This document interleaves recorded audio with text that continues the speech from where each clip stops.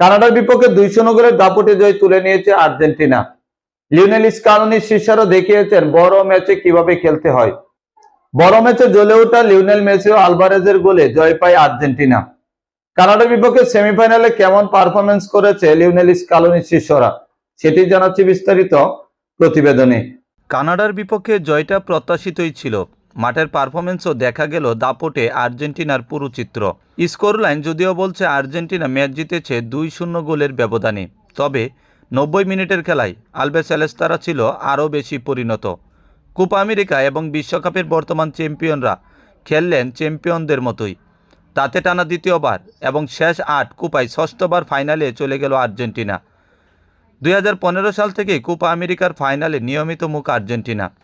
মাঝে বাদ গিয়েছিল শুধু 2019 সালের কোপা আমেরিকা, যেবারে সেমিফাইনালে ব্রাজিলের কাছে হেরে সেমিফাইনাল থেকেই বিদায় নিতে হয়েছিল আলবিসেলেস্তাদের। এরপর 2021 সালে শিরোপাটাই জয় করে তারা। এবার তাদের সামনে সুযোগ টানা 2বার কোপা আমেরিকা জয়ের। যে জয় পেলে ফুটবলের বিরল এক রেকর্ডে নাম উঠবে আর্জেন্টিনার। 2 মহাদেশীয় আসর আর 1 বিশ্বকাপ টানা জয়ের কীর্তি এর আগে কেবল আছে স্পেনের। 2008 সালের ইউরো, 2010 সালের বিশ্বকাপ এবং 2012 সালের ইউরো জয় করেছিল স্পেন। এবার সেই সুযোগ আর্জেন্টিনার সামনে।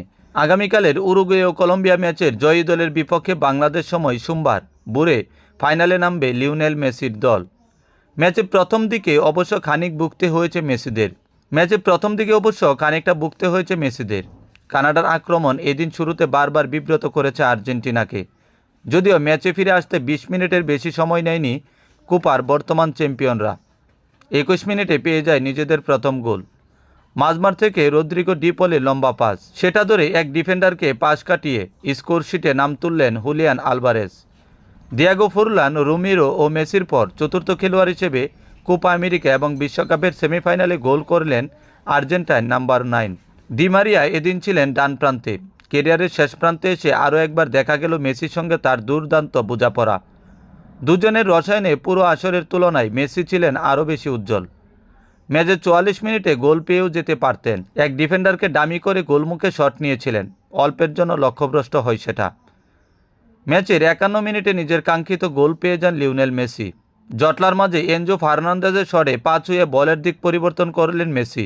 বল জড়ায় জালে।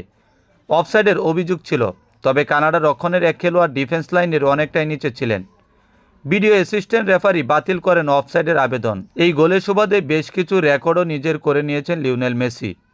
আর 2019 ব্যতীত চতুর্থ কোপা আমেরিকার ফাইনাল খেলতে নামবে আর্জেন্টাইনরা। সর্বশেষ 3 বছরে দুর্দান্ত সাফল্য পাওয়া দলটার সামনে তাই এখন ইতিহাস গড়ার হাতছানি।